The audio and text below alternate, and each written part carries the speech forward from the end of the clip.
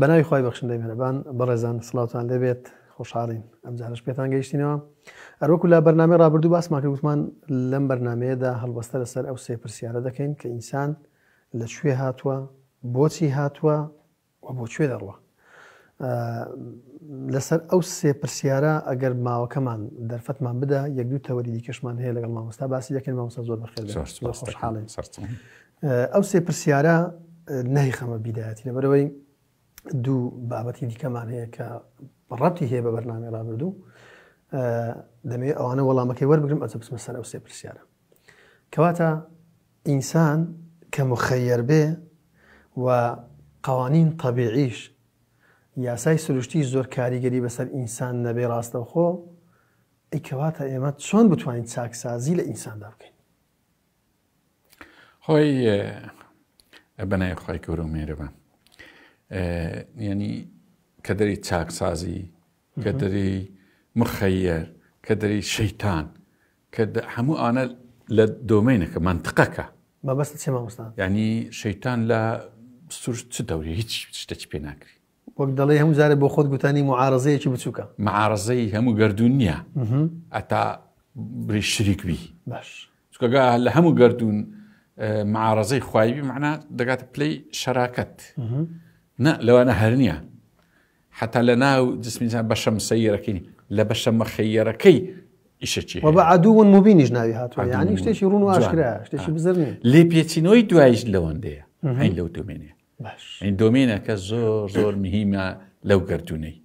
چاکسازیش لەوێ معنای هەیە قوانینی کۆمەڵەتی عەدالەت هەرچی لەو دۆمینەیە مثلا قوانینی عەدالەت لە بینی مثلا پانکریاس و کلی چ دەکەی قانونی خۆی هەیە دەستکاری قانونەکەی بکەی تێک پێک دەشتێ بەناوی عەدالەت و ناوی برۆڵای عەدالەت نییە دڵ ئەوەندە ئیشێ دەکا و بەڵام میزڵدان چی ئیشێکی وهای نییە مامۆستا کەواتە دەتێ بڵێت چاکسازی لە تەسەڕوفات و سلوکیاتی ئینسان سوکەوتەکانی ئینسان لەو بەشەی کە ئینسان لە ئیرادەی ئینسان لە چاکسازی لەوەیە تەبیعەتی بزانە باش خۆی جاری یەکەم با بزانین لە کوردوا درێ فلان بێت تەبیعاتە و تەبیعاتی باش زین تەبیعاتی بەشەری چۆن دروستەبی مامۆستا دەکەواتە مادەم بە پرسیاری بکەم ئینسان تەبیعاتی نەگۆڕە يعني اكتسابا يعني بۆ ماوەیە لۆی بەجیما يعني اكتسابا ئەوەشیان لەگەرەوەی باسکەی باشە بەێ نا تەبیعەتی ئینسانی بۆ ماوە نییە بەڵام ئی حیوانات بۆ ماوەیە تەبیعەتی کەواتەوە بۆ زیندەوەرەکانی دیکە ڕاستە بڵێن بۆ ماوەی ئەو سیفەتی لەوە هەر بەشەرێک ئەگەر تەبیعەتەکەی سابت بوو درندەیە زۆر ئەو بۆ نەخۆشی هەروایە بۆچی بۆ منەڵێن سوکەری هەیە لەبەرەوەی نا ئەوە بە ششکەی لە ئەو جیاوازە بەڵام مەبەستمان لە تەبیعاتی بەشەریە تەبیعەت بەشەرچی معنە تەعامل لەگە دەوروبەری خۆی لەگە ئینسانەکەین کە عیلاقی خۆی لەگە کۆمەڵگە لەگەر ئەوەی چۆنە ینی عادەتەن ئینسانی ئەوە تەبیعات خراپ لەگەر ئینسانی لاواز و فەقیر توندە لەگە بەهێزەکان ضعیفە خولق الإنسان هلوعا وإذا مس الشر جزوعا وإذا مس الخير من پێدا إلا ئەو ئیلایە مهمە ئەو ئیلایە ئەوەندەیە ئەو دۆمێنەیە کە باسمان کرد ڕێک یعنی ها زۆر گرنگە و مەوزوعانە ئەوجە تەبیعەتی ئینسانی نەخێر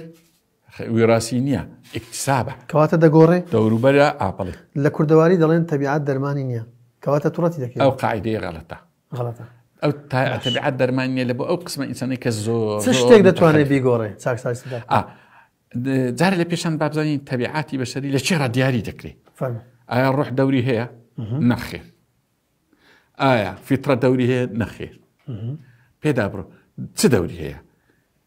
ئەوە کەیە معادلەک یان معادلەش نیان ئەسڵ متەباینەی پێدرێن یان متەراجح یان ئینئیکوێلیتی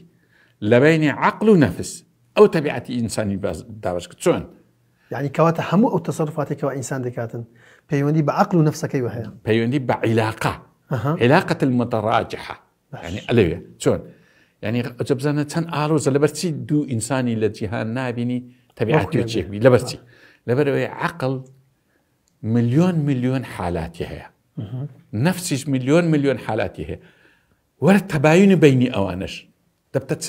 دەبتە هزار ملیار حالەت کەواتەوە ڕاستەوەی کوردەواری کە دەڵێ بیگری مشتێکە بەری هەنی ئەوێ کاتە لێ چۆن چەندە ئەجە معادلەکە ئەوەیە چەندە عقل زاڵە بەسەر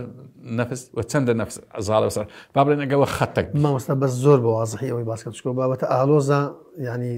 وەک دەڵێ بەرسامە ڕۆشن ئەو بەس ئەوەی درم جاری معادلەکان جاری معادلەکان ئەو بینە عقل و نەفس هەزار نقطەیە این هەر ئینسانێک لە نقطەك گیر دەوی نقطەکەش ثابت نییە لێش لە بینی قوەی عقلی و قوەی نەفسی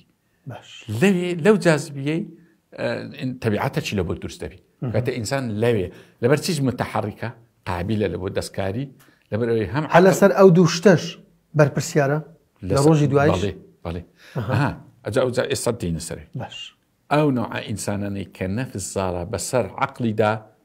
نوع ئینسانەکەن ئەوە خولق الئینسان و هەلوعە و مەنوعە و جەزوعە ئەلێرەیە ئەو عاتە نەفس زاڵترە بەسەر عقلدا ئەوەی عقل زاڵترە بەسەر نەفسدا ئەوە ئیلایەکەیە لە پاشەویدا هەیە کاتە دوو معادلی کاتە ئەوانەی عقلیان زاڵە بەسەر نەفسدا ئینسانی ئیجابین ئەوانەی نەفس زاڵە بەسەر عقلدا ئینسانی سەلبین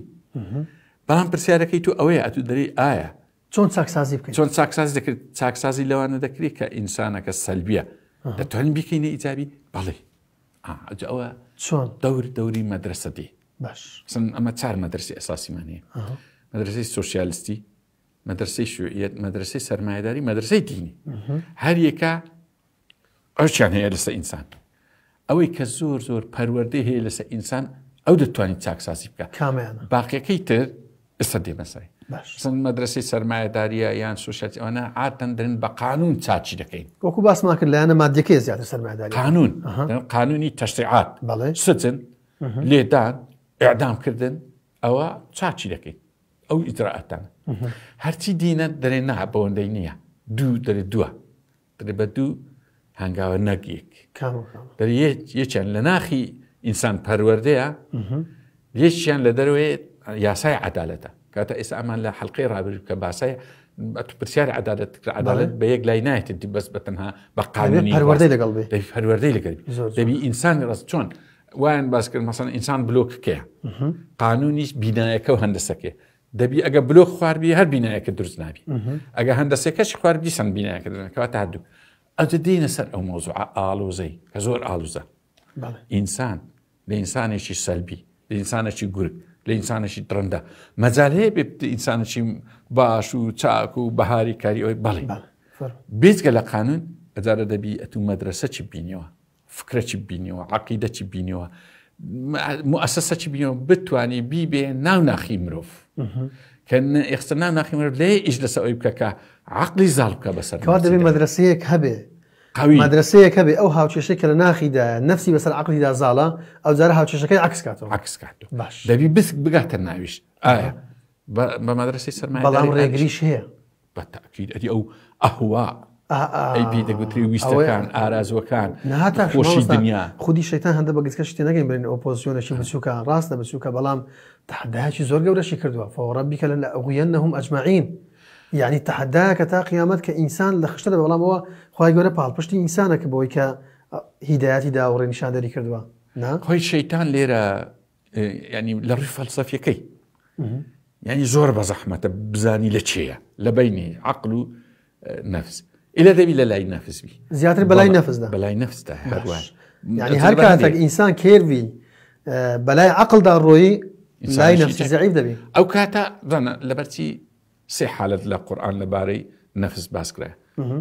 نفسي لوامة باشا نفسي مطمئنة نفسي السليم مش معناه آخر أول قرآن نفسي سيم أو دري نفسي كبري آرزو بازيا بالضبط مصطلح كم نبير ما هرسيتي لو أوي ناس لأمارة بالسوء لأمارة بالسوء أو سيما إن النفس لأمارة بالسوء كواتا كاتك النفس زال دبي بس عقل ده أو لو حالته أبز ليش ما مصطبازك إلا ما رحم ربي أو بشي هدايتك أيوة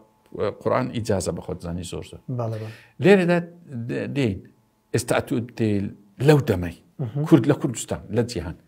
إنساني سليم درسكي فكان مدرسة درس ذكري بمدرسة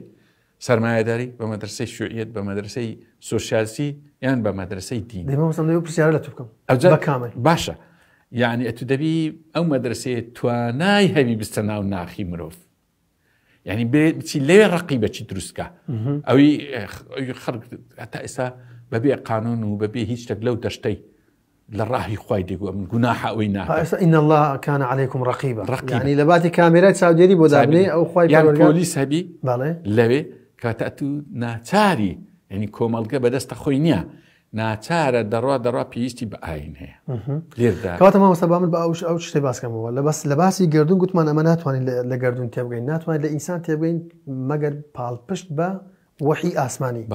کەواتە ئینسانیش ناتواندرێت چاکسازی لە ئینساندا بکەی لە هەڵسوکەوتەکانی ئیلا دەبێت پاڵپشت بە وحی ئاسمانی بێ دیسان دەزانی چۆنە چاکساز مەسەڵەن دەمێ ئینسانێک چاکساز کاکە ئەو خوڵامەم گرتیا جوان خزمەتم بکە ئەوە چاکساز ئەوە ڕائیە وەنیە کاکە ئەمن دەژنم هەیە وەکو پێشە ژن چێشن ژن ئەمن چیشم پێ ئەوی بکە تەمەشا ئەوە لە چێ ئەوی ئەمە باسی دەکەین لەچی ئەوە ئارەزوو بازیە ئەو وا تێدەگە ئەوە عەدالەتە کاکە من حەق خۆمی دەدەمی ئەوەندە دینارێکی خۆمی دەمی و کرێکار دەبی ملی بشتێ دەبێت تا ئێوارێ ئیشم لە بۆ بکاو ئەمیش حەقی ئەوانە عەدالەت نینە هیچ بابەتەکی دیکەشمان هەیە مەسەلەی لە بەرنامەی ڕابردوو بەبیر ماتەوە لە کۆتاییەکەی باسی کرد یەکسانی و عەدالەت یەک شتە یان جیاوازی هەیە و ئەم دەمێ ئیزافەیەکەم بۆی بەرچاومان زیاتر ڕۆشن بێتن بۆ منە هەندێک لە ڕێکخراوەکانی ئافرەتان زۆر زار باسی دەکەن دەبێ پیا و ئافرەت یەکسان بن ئایا لەو یەکسانیەی کە باز دەکرێت ئەمە دەتوانین ئیسفادە بکەین یان لە عەدالەتەکەی و ئایا جیاوازیان هەیە یان نیە چۆنە ئەجا وەڵامی ئەو پرسیارت دەمەوە وە سیاقی بابەتەکەشمان کە ڕەبتی پێ ئێستا هەیە دەرێ کاکە قانون چکە ئەمە باسی ناو ناخی ئینسانمان کرد بە هیچ مەدرسە چی ناکری بە مستەحیل ئیلە دەوی مەدرسە چی وا بە قووەت بی گەردونی بی مافەوقە گەردونی بی عقیدەی ئینسانی ئەوە بهی کە ڕەقیبە چی کە ئەویشیان وحی خوای پەروەردگارە یعنی ناچاری دینە وانە ئەوە وەکو برێت و یعنی مامۆستا کە دەڵێ ناچارین مەبەستی خۆی نییە هەنی ئەگەر کەسێک باوەڕشی بە دین نەبێ هیچ مەجای تێدانە دەبێت هەر لە ڕێگەی ئەو شتە زەمان مستەمبانی منەشی سادەتیش بێنەوە زۆر جاران دەبینی کەسێکی بۆ خۆی پابەندی بە دینی نییە بەڵام تەماشا دەکە دەرێکاکە ئەم عائیلەکەم بەڕاستی لە مارێ تەلەڤیزیۆنەکان دەکەمەوە کە باز لە دین دەکەم ڕەنگە باوەڕشی پێی نەبێت بەڵام هەست دەکاتن کە عائیلەکەی تۆکمەی دەمێنێتەوە ئەوەیە کە مامۆستا باسی دەکە ئەگە ناچاریش بیانی یعنی برێن ئەگە ئومەم متحیدە باش کە بەرپرسی هەموو بەشەریەتە بێ عەدالەتێک دۆ بێ مشکلەکانی میشن ناچارە پەنا لە بۆ ئەوی بچکەت باشترین قانون هەر شتەش کەشت پێ ئینسان باشتر دەتوانێت قانون لە بۆ وبری قانون دابنی ئەگەر ڕاستە یعنی ئەگە ئینسان دەتوانی دەبا بەدیلێک لە بۆ قوانینی تەبیعی دابنی لە جیاتی قانونی جازیبیە لە جیاتی قانونی سەبەب و مەسبب لەبەر بە ئەو قانون ناتوانانی وانە وەکو باس کرد ئەگەر دڵی ئینسانی یەک چرکە کەمتر لە چرکەشی بدەنی و دەستە خۆی ڕادەوەستی هەریەک ئەوە نابی کەواتە قوانینی ئینسانیش ئەو کەسە دەیبیدێنەوە دەست ئەو کەسەی کە داینایە وعلاقەی بینی ئینسان و کۆمەڵگەش ئەلێری هەر بەو قوانینانە دروستەبی دەنا زۆلمی لێ دروستەبی لەبەرچی باسی ئەوی دەکەین کە یەک تۆز لە عەدالەتدا ڕێکسە زۆلم حاصل کاتە ئەوی پێدەگوتری حەق ئەوی پێدەگوتری عەدالەت ڕێزکەی زۆر تەسکە بەڵام زۆلم و ناحەقی و درۆ و ئەوانە مەجالەکەی زۆر فەرعی فراوانی هەیە فەلەم يحكم ما أنزل الله فأولئك هم الظالمون فمن لم يحكم فمن يعني وين يبري مؤمن ونامي ما دام مؤمن وهذا هر إنسانك هر تشيبي ما دام حكم بينك أو ناري كافري بس البالي يستم ما دام بود نكر ظلم دكي يعني كومال جتشي ظالم درزك كاتا أوك باري كزور تنكا يعني هم يكشف ما دام ساكسازي إنساني دبي بالبش بمدرسة شيء آسماني به كباسط كرد دي باشا أي كمدرسة آسماني باز لعدالة دكا كم تر وعي باز ليكساني بكا يكساني لو هندك شتي بكاردي بلام كم تر زيادة دادگريكا بارزة أو جوازسية هاي الحلقة رابدو كم تر مجال معنا بدنا يكساني زيادة قوانيني طبيعية عدالة قوانيني اجتماعية شلون؟ بون نمونة بله تو هیچ عدالت درکاکە من یەکسانی دەکەم یەکسانی بەس درکاکە یەک و سێوی بەسەر هەموو بەشەریەت تەوزیەکەم ئەو تەوزیعی کرد بەس عەدالەت نەبوو هەیە فەقیری سیوی پێ ناخوری بازم یەک نەوە نەتووی هەناری حەز لێ زیاتر بەڵام ئەوە یەکسانی ئەوتە چارە نییە یەک سێو دەبی هەموویشی نیو چیلۆبی دەبی ئەو یەکسانیە بەڵام ئەدی ئەو جارە عەدالەتیە عەدالەت ئەوە کاکە سێ و هەنا هەمووی سێوەکی دەدەمە تو کە پێت خۆشە هەنارش دەمە ئەو پێ ئەوە عەدالەتە دەمەسامان نمونەشی دیکە زوندتیش بێنەوە ئەو پرسیارەشی تەمانە و نمونە سادانە بەڕێزان لۆیە کە هەمومان تەفاعلی بابەتەکە بکەین ئەی باشە ئەدی ئەوەی کە پێی وایە بۆ نمونە ئافرەتێک دەبێت ببێت بە پۆلیسێکی هاتوشۆ لەبەرەوەی وەکو پیا و ئەویش ئەو مافەی هەیە ڕەنگەوە ئەرچیشە ئەو بە مافی تێدەگە لەبەرەوەی ئینسانە نابێت جیاوازی ئینسانەکان بکەین لە ڕووی فسیۆلۆژیەوە لە ڕووی بوونی ئینسانیەوە ئافرەت و پیا و دەکرێت بە یەکسانی مامەڵ لەگەڵ بکەیان بە دادگەرانە جاوا با بڵێن ئەلکترۆن و پرۆتۆن لە ناو خێزانی زەڕە تقریبا وەکو ئینسان و عائیلەوەیە ئەو ئەرکانەی کە پرۆتۆن هەیتی لەگە ئەو ئەرکانەی نیوترۆن هەیتی یەکسانی کەی فاوەڕۆن کە گەردون تێکەچی بەخۆشیان تێکەچی چکە ئەو ئەرکەی ئەو لە بۆ دانرە لەگە ئەرکەی پرۆتۆن زۆر لێک جودایە یعنی بری کاکە یەکەکەشیان لە بۆ شتێکی جیاواز وەکو ئەو ڕێکخراوانە بری کاکە ئەلکترۆن و پرۆتۆن چییە ئەوە یەکێکیان ئەو دەوری هەیە چەند بری کاکە دەبی یەکسانی بی یەکسانی دیاڵە یەکسانیکەین فاوڕان نەک زەڕەکە تێک دەچی هەموو گەردون تێکەچی عینی بەشەریەتیش وایە کە دەری یەکسانینە بالفعل یەکسانینە ئەتو یەکسانی بکەی چێ زەرەکە ئافرەت زۆر زەرەکە لە یەکسانی چکە ئەو ئەرکەی لەسەر شانی مرۆڤە زۆر زۆر جودایە لەگە ئەوەی کە لەسەر ڕەگەزی نێر ئەرکەکان قڕسترن لەوەی کە لەسەر ڕەگەزی مێ بێت زۆر قرس و ئەرچیشیان جیاوازرە و ئەرچی هیچ کامەشیان بەوەی دیکە زەحمەت نییە مەسەن ئەرچی تەماشاکە حتا لە فیلسیۆلۆجیش لە وڵاتە لە کۆمەڵێک شتی تر لە بەرگ بەڵام معنای ئەوە نییە ئەو نایەکسانیە پیا و فەزلی بەسەر کاریگەی لەسەر مافەکان هەبێ نەخێر و هەر کاتێک کە دادگەری نابی ئەو زعیف ئەوها دەردەکەوی ینی ئەوە نییە و لە کۆمەڵگەی دادگەری نەک مشکلەی ئافرەت مشکلەی گەنج مشکلەی ئەقەلیات مشکلەی نازە هەموو مشکلەکان لێ حەل دەبی بەس کە دادگەری نابی هەموو مشکلەکان جارشکە بەرجەستە دەباش ئەیان ئەوە بە کورتی داواکردنی یەکسانی ئافرەت لە بۆ پیا و گەورەترین زوڵمە لە ئافرەت وا بزانم کاتمان زۆر دەڕواتن دوو بابەتی دیکەشم ما هێشتا بچمە سەر ئەسلی بابەتەکەم ئێستا ناو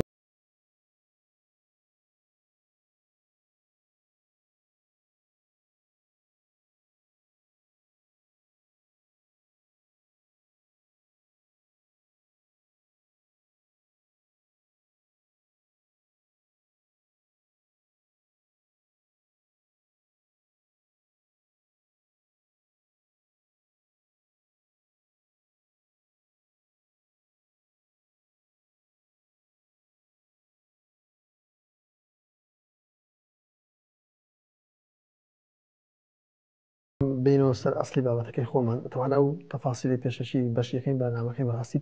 زۆر پێویست بوو بەرچاو ڕۆشن دەبین لۆدا هاتوش دەمەوێت باس لە پەیوەندی نێوان مرۆڤەکان بکەین لە نێوان خۆیان و مرۆڤەکان ئینسان لەگەر کۆمەڵگە ئەو دوو پەیوەندی ژێگلا بکەینەوە ئەنج بچین سەر ئەسلی بابەت تقریبا ئەو یەکلا بووە زەمی ئینسان کە هاتیە عەدالەت چۆنە ینی یان ئەوەی کە گوتمان لە کەواتە ئەسلی پەیوەندەکە دەبێت سەبنەماش دادگەرانە بێت سەبنەماچی دادگەری و هاوسەنگ نەک یەکسان هاوسەنگ بڕک فەرقی هەیە لەگەر ئەوەی یعنی ئەو ئینسانە تەکمیلەی باقی کرد باشترین قانونیشی ئەوەیە لە ناخدا بگەی ئەو نەتیجەی کە چۆنت لە بۆ خۆت ئەوها لە بۆ ئاخرین ئەو ئاخرینە خەڵکی تر مەسیحیە یەهودیە ئەمریکیە یابانیە نازم هەمووی هەر یەک شتە عەدالەت تەبیعاتی وایە ناری لەسەر ئەساسی عەقاید وڵاهی من مادام دینەکەم ئەوەش دینەشکردنیە معنایە عەدالەتم لە بۆینی ئەوە نابی قانون لە بۆ هەمووان سەروەرە ینی یەکسانە لە بۆ هەمووان پەیوەندی ئینسان و لەگەر کۆمەڵگە لەگەر ئەوە کەنتر ئەو مەبدا ئەساسی تەطبیقی هیچ مشکلەیەک نامین کەمەکەت پێویست بە قانون دەمین بەڵام لە هەموو بارەکاندا چکە هەندەکەی دەرێ ئەگەر عەدالەت هات پێویست بە دەوڵەت نامینی پێویست بە پۆلیس نامینێ بەیاسە نا ئەوە دەبی هەر هەبی ئەوە نهبی بەڵام ئیشیان کەم دەبتەوە ئیشێکی زۆر زۆر کەمت بە دەوڵەت دەمینێ بە حکومەت دەمینێ بە پۆلیس دەمینێ بە یاسا دەمینێ کاتو ئەوە لە ناخی ئینسان ئەوشیان پەیوەندی بە پەروەردەکەەوە هەیە کە ناخی ئینسانەوە لەسەر بکاتن لەبەر هەندێک باشەوەشیان دەبێت تەنها بە مەدرسەیەک بێ کە لە سەروی گردوونەوە بەڵێ لەبەرەوەی پەروەردەی ئینسان دائیمە چاکسازی ئینسان دائیمە دەبی هەردەم بیکەی نابی بەرچیبی لەبەر سێ ڕۆژێ 5,000 نوێژکردن یعنی لەبەرەوەی ئەتوو ئینسان سیرەی ئینسانەکە لەگە سیرەی عەدالەت زوو هەڵقەی پێک بۆ بنووسی زوو دەنا دێت خوارێ تەبیعەتی ئینسان هەیە مەیلی بەلای وەکبری خراپەدایە مەیلی بەلای خۆیشتایە ئەگە هەردەمە بەردەوامەوە یعنی هەردەمە گوازی لێ بینی کەم هەیە ئینسانەکان وابی ئەو وەکبری ئەو ڕقیبەی دروست کرد هەر نەشیت بی دەبی زوو ئەبدەیتی بکەی زوو ئەگە نا خۆویستی لە ئینسان عامیلێکی زۆر چالاکە زوو بەلای خراپەتدا دەبە بەلای تۆغیان بەلای سنوور بەزان و دەکرێت لە یەک ئینسانیشدا لەبەرەوەی ئینسان معسووم نییە لە یەک ئینساندا لە قۆناغێکدا دادگەر بێ ڕەنگە لە قۆناغەشی دیکەدا خۆویست بێ ڕەنگە هەر کاتێک تەوازونەکە بەلای نەفزڕایی لە ئینسانیشدا بارشکەدا دەگۆڕێت تەبیعە ڕاستەوە لەبەرەت هەندێ ئەو مناقشەی کە ئایا ئیمان سابی تیان متەغەیرە زۆر مناقشی لەسەر تاوان ئیمان متەغەیر زیاد دەکات کەم دەکات ینی لە حەزات هەیە هەندێک ئیشەیە کوفرە دەیکەی فمن يحكم بما أنزل الله لم يحكم بما أنزل الله ئەوەی نەکەی ئەو شتێکی کوفرت کرد خۆ کوفر بڕک باوەتێکیە کوفر کرد لە ئەوەی ڕێخوای لادا پێدرێ کوفر ئەوە ئینسانەکە مسلمانە غیر مسلمان هەرچی زۆر باش مامۆستا ئەم دەمێ ئەوەندە کاتێک کە ماومانە ئەگەر بەش بکە نازانم ڕاستی هەست دەکەم ڕەنگە بیوێ ئەو سێ پرسیارێکە باسمان کرد وتمان لە ڕوانگەی ئاینی تەمان بەرچاوڕۆشنی هەیە لە ڕوانگەی علمی و لە ڕوانگەی فەلسەفی دەمانێت ئەو بابەتە تۆزێک شانوکە بکەین ئینسان لە شوێ هاتووە بۆچی هاتووە بۆ کوێ دەڕوە خۆی ئەو زۆرترین مناقشە لە ناوە عیلم و لە ناو فەلسەفە و ئاین لەسەر ئەوە کراوە ما بەسم ئاین ئاین لەگە فەلسەفە ئاین لەگە عیلم مەبەست هەموو کتێبەکان هەموو ئاینەکان یعنی کە کرایە ئایا ئینسان لە چی هاتووە بەشی زۆری پیان وەبوو ئینسان و حیات لە نەتیجەی تەتەوری مادە هاتیە لە ڕێی تەتەور چکە دەیانگۆ گەردوون بە بیردۆزەکەی داروینی زیاتر مەشهورە بیردۆزی تەتەور بڕک فراوانترە لە ئی داروین مەسەلەن سپینسەر 28 جلدی بەس لە سەد تەتەور هەیە ئەو تەتەور قەدیمە بەڵام داروین لەسەر تەتەوری بایۆلۆجیا هینایی بایۆلۆجیا قانونی البقاء للأصلح ئەوەی هینا بالفعل نظریەکی زۆر بەقووەتە دەرێ ڕاستە کە تەماشاێک بەڵام کە زۆری لێ قوڵ دەبیتەوە دەبینی ڕاز نیێوانیە ئەوەن پیان وایە مەجال هەیە لە ژێر گەردوونەشی ئابادی و ئەزەلی هەر تەفاعلکە لە چەندین ملیار سار ڕەنگە مادەی نائۆرگانیکی ببتە ئۆرگانیشی چۆن مەوەستا تۆزێک سادەتر زانی ئەوە لە چێ ڕاهات ئەو ئەسەرە ئەوە پێ دەبێت نەزەریەت تەوا لە دزاتی کاتێک دەیان بینی کانیەکە قوڕاوەکە بۆق لە ناوی پەیدا دەبی وردەماسی لە ناوی پەیدا دەبی سرت پیسە واتێکە ئەسپی لە ناو پەیدا دەبی پارچە گۆشتەکە لەو گۆڕێ کرمی لە ناو پەیدا ئەوە هانیدان زۆر هانیدان برێن لێ بکۆنەوە برێن ئینسانیش لەسەر شتەشکە پێیا بووە لەو زەویەی لە ئەنجامی تەفاعولێکی زۆر دەی ئەوە حتا ئیبن حەزم جاحیز ئەوانەش ئەو ڕێیان هەبوودیان ئوتا پەیدا دەبی ڕەنگە زانایانی مسلمان بەس فەقیران ناحەقیان نەبوو چەند ئیبن حەزم بەنەوە عەشکە دەیگۆ خەڵق بەردەوامە دەیگۆ خەڵق خۆی گەورە هەروە خەڵقی دروست دەکات لەبەر ئەوەی فەقیری ئەوی پێ تەفسیر نەدەکرا نەیان دەزانی ئەوە گەرایە دێتەوێ نەک لەوێ دروست بی ڕەنگە بە چاو نەبیندرێ گەرایەکە بە چاو نابیندرێ هەوا دەینی زانی کەینێ دۆزراوە دوو کەس پاستۆر و هیپارین هەر یەکە بە جودا تەجروبەیان کرد ئێستا کە دەری معەلەب لە نەز ئەوەی وانە دوو قوتویان دانا یەکیان پڕ گۆش کرد ئەی کەشەر پڕ گۆش یەکیان قەپات کرد بێ هەوا یەکیان گوت کرد ماوەی سێ ڕۆژن دەبین ئەوە پڕی کرم و پرشت بووە ئەویکیان هەرداوا دەبین کەواتە لە خودی خۆی دروست نابێت لە دروست نابی دەگوازرێتەوە ئیتر ئەو نەزەریە تاک پێکشتێنرا نەزەری تەواو زاتی ئەوی لە خۆ دروست لەوەی ئینسان هەڵوەستەچی کرد بەڵام دوای ئەوەی کە ئەوەش دۆزرایەوە کاکە ئەو گەردونە ئەبەدی و ئەزەلی نییە مامۆستا ساڵی چەندە و تاریخی دەگەێتەکەی هیپارین و پاستۆر سەدەی 19 داروینیش هەر لە کۆتای سەدەی 19 سەرەتای سەدەی 20 مثلا ئەنجلس دێ پاشان کتێبی ئەوی دانێ دور العمل في تحول القرد إلى الإنسان خوي داروين نيجو إنسان لا ميموناتيا يكم زار أنجلس ويكو كتيبة الشيء لسا هندي يترى وا قوتيان إنسان لا ميمون لويا أو لا ترى تأخيري بلام دواي تنشتغل ريكرت جورة ترين ضربة بنظرية تطور لوي هاتكا حياة بس لحياة دي أو كرمانة أو بوقانة إلا لبني زوجين بالموسى يعني أو كان يواني دي لبحرير را قرايا كي دي توي دبتا بوق أو كرما أو قراي كرمي لا هواي دي كبايلي دي ينتنا أو بوقي أسبيك لسر الدرس دبي أو قراي أسبيك كي دي لسر وقصرت خاين بي درس نابي أو دبي برك زيج بيس بي ليه قرايك أجا قشدكا دبتا أسبي أو نظرية توالد ذاتي كسقوتي كرد زور ضربة كورة بابا وكبري أو أنا كديانجو إنسان لأصل دا لتطور هاتيا بلام آخر ضربة كصالي 1927 بدواوا دي بلام لبنزايا كاني صدي رابردو يسسن كاكا أو كردونا أبدي وأزالينيا بيس نوريجنيا تاريخها هي كواتا أو تاريخي كواتا أو بيردوسش كوتاي بيدي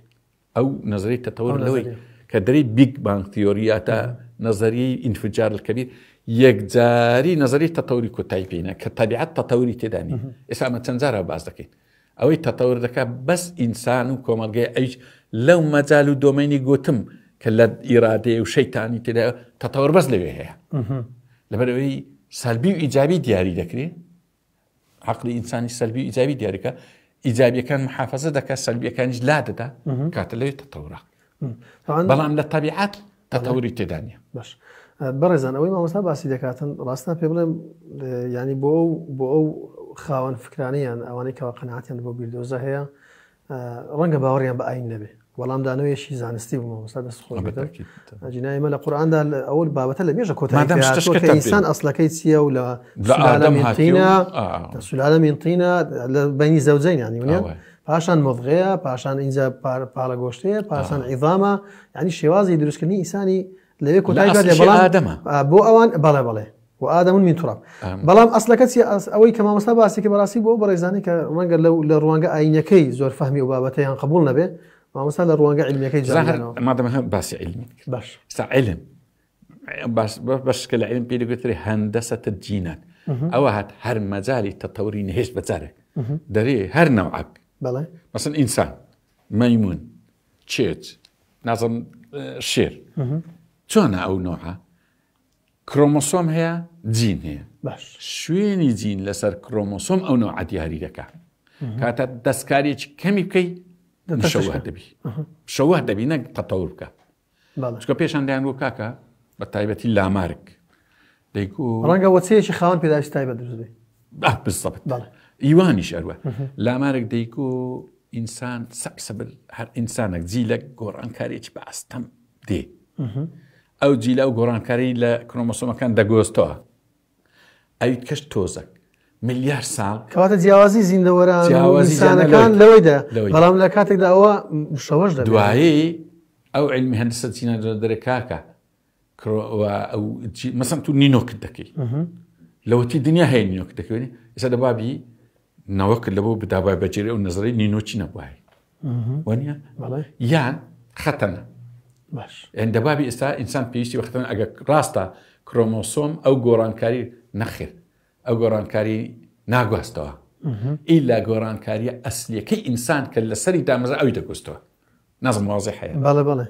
أو كإنسان دسكاري لك ناقوستوا أو كطبيعة تفاعل لك راستا الشكلية هندش تهبا مثلا تبدأ تبى روجي الرجل دبي دي أو يدقوستوا أو تدايا أو نوع انتداء أو بيدقوت الشكلي بس يعني كمي بس كيفي نعم كمي دتكري بس كيفي ناكري بركة دقوري بلام شوني تكين نوعية كي ناقوري يعني ورد أو موضوع